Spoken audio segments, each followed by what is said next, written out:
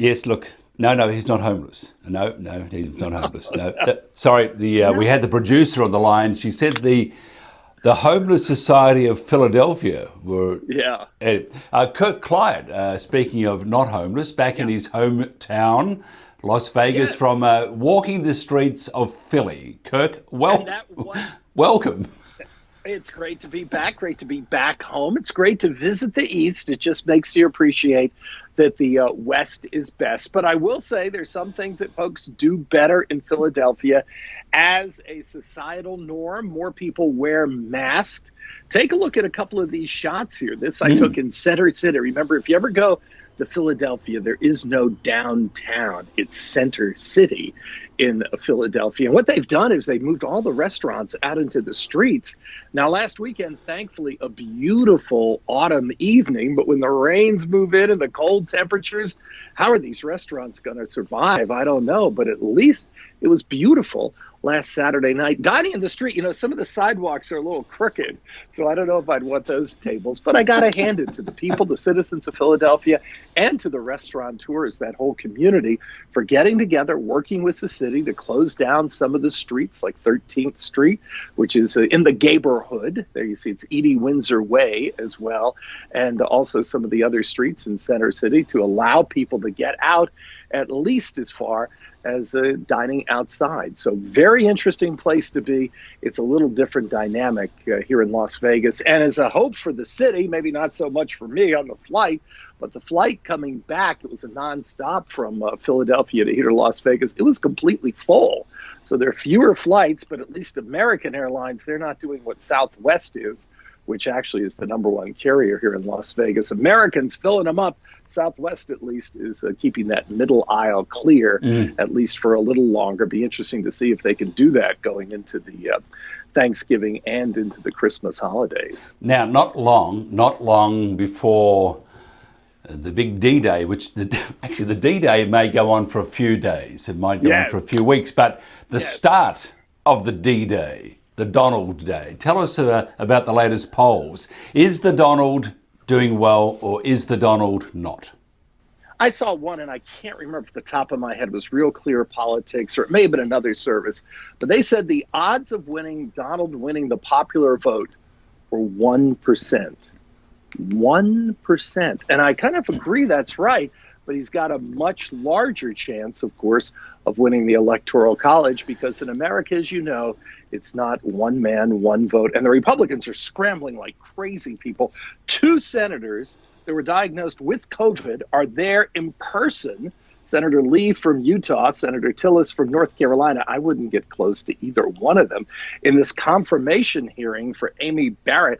And, it's a little alarming. Unlike Sean Hannity, who actually has a granny clause in his Fox contract that he's not allowed to be seen on air with his glasses. Come on, man up, Sean. Really? Oh, my gosh. I can take it. And Mazie Hirono, who is the senator from Hawaii, she asked a very interesting question to Coney Barrett. She says, you use the term sexual preference to describe those in the LGBTQ community. And let me make clear, sexual preference is an offensive and outdated term. Senator Hirono adds she doesn't think ABC's use of the phrase was an accident. So we have got a real problem as a member of the LGBT community. I mean, the basic rights that we've just gotten, for instance, for equality, marriage rights and assorted other rights, property rights, survivorship rights, Social Security benefits, all that could go away. But the main thing that Trump is worried about is getting her on the court in the next 3 weeks to rule on any election-related matters. And of course, if she gets on the court, we're going to be talking about a 6-3 strong conservative majority. But, here's something interesting. I think it was 1869 when Congress established the court at 9 members. Now, interesting sidebar on this. The reason there were 9 members is because at that time, there are 9 judicial circuits. So there was 1 member of the Supreme Court, basically, for each judicial circuit. You know how many there are now? How many? There are 13 judicial circuits in the United States. So certainly there's no constitutional violation by the Republicans trying to ram through the Supreme Court nominee. Conversely, there would certainly be no constitutional violations for the Democrats to say, hey, we now have 13 judicial circuits, so let's just add 4 more justices. And if Congress approves, and of course you don't have the 60-vote threshold, the filibuster threshold anymore in the Congress, if you eliminated that from the Senate for all legislation, it would just take a vote of Congress, a vote of the Senate, the President Biden, to say, hey, let's have 13 justices. So that would be fascinating, because what that would do, if you added 4 to the mix, 4 plus 3 equals 7. So it would be a 7-6 liberal majority in 2021. So we shall see what happens. But of course, that's not going to happen unless Joe Biden becomes president and Donald Trump pulling out all the stops. Early voting has begun here in the United States. And in Georgia, there were some reports of people waiting 12 hours in line. We've seen that, very long lines in Virginia too. The day we record this is on Tuesday. I think it's October the 13th. They all come together, all the days. But on this day, the last day of voter registration, somehow accidentally a cable got cut, which shut down all of the voter registration on the last day of registration in the state of Virginia. So I wouldn't put it past the Republicans to do anything, lawful or not, to try to win this election. And that's why it is so key that they get their Supreme Court justice on there. Lindsey Graham, oh my gosh, he is the chairman of the Senate Judiciary Committee from South Carolina. His challenger, Jamie Harrison, has raised, in South Carolina, not that big a state, more people than here in Nevada. Give you an idea, here in Nevada, we have 4 congressional districts. They have 7 in South Carolina. But Graham's opponent in the last quarter raised well over $50 million. $50 million. Now, I'm not watching TV in South Carolina, but if you do, I bet you don't ever see anything but political ads. And the amount of money being spent, oh my, I yearn for the days of Obama, Biden. I still have my sign. That looks great. No, that's great. And I'm impressed because there's no spelling mistakes. Now, by the way, you mentioned before about the cable. My producer was telling me, that Kamala Harris was seen gardening around there with his great pair of scissors. So I'm not saying anything. She would want the but you said the Republicans. Sure that wasn't Mike Pence? You sure that wasn't Mike Pence? There, he's a guard. Maybe it was Mommy, his wife, Karen. Now after some bitties. Now Joe Biden, Donald's been out rallying. Vote for me. Joe Biden, where is he? Well, I think you need to find, Mike, and it's pretty easy to find online, Donald Trump in Sanford, Florida last night, dancing to the Village People from 1979. And what's wrong with the Village People? YMCA. No, great. But YMCA. Is he trying to tell us something? That was one of the original gay anthems, and you got Donald Trump dancing to it. Hey, let's look at some political mail, shall we? Just a little couple of things where I haven't got this on my car yet. There's a Biden-Harris sticker. There's a Vote Joe Biden, a whole conglomeration of every slogan you can think of. And then also, and it's amazing here, maybe different from a lot of countries, and different states are different too, but we elect judges in Nevada. And there's so many of them, it's hard to keep track. So here's the Service Employees International Union. That's basically the public employees telling you who they support there, which is kind of interesting because you actually have to do some real work. Here is the official sample ballot. And this isn't enough. The sample ballot, let me just look at the pages here of it. It's pretty long. They actually had to send a supplement because there's so much stuff for the ballot questions. So, I mean, it is a project to put this together. And I tell you what I'm going to do. I'm going to use my sample ballot. And then also in Nevada, all voters, this is what Donald is so upset about, and yelling at our governor, Steve Sisolak, because all voters here in Nevada, I haven't even opened mine yet, get a sample ballot in the mail. He says, oh, corruption. But you have to sign it, and they have to match your signature on the outside of the envelope. And so what I'm going to do is I'm actually going to take my sample ballot and fill it out and then go to early voting, which will be this Saturday. early voting starts here in Nevada. And we'll talk next week about what that was like and how the line is. But what's fascinating is, this is just fun for me to do. The greatest comeback in economic history has begun. The analogy that I go on this, you go to the casino, you lose $10,000 at the casino, and then you win $5,000 back. Oh, the greatest gambling comeback of my life, Mike. I just won $5,000. No, wait a minute. Wait a minute.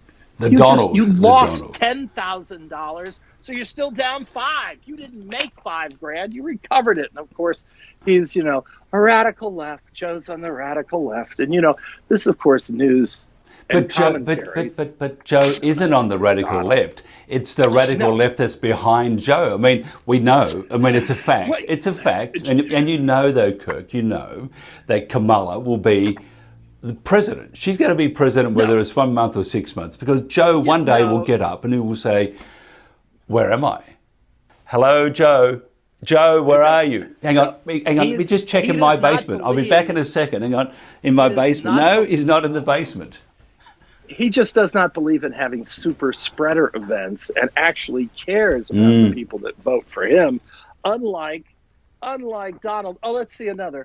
Joe Biden would take our country into a U-turn with job-killing regulations, thank you, higher taxes, and lower growth policies. Yes. Oh, look at this. 10.6 million jobs have been added since May. Yes. But didn't you lose 20?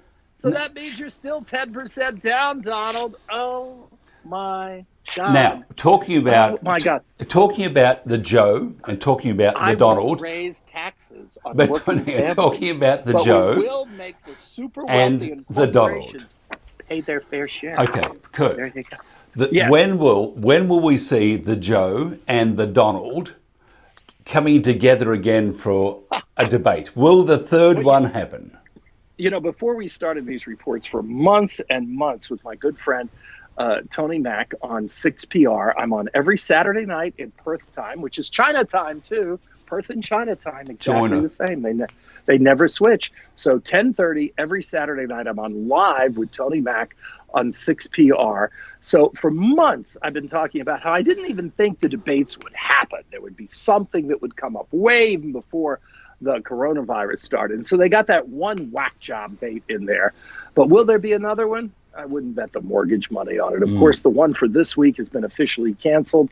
The one for next week, who knows? Who knows? As you know, we get a month's worth of news every day. So unfortunately, by the time you're watching this, half a day's news will already be gone. So it's hard to say, but I would not be at all surprised if there are no more debates. And what was really, I think, a foolish mistake of Trump letting his pride go first was that who needs this debate more than Joe Biden?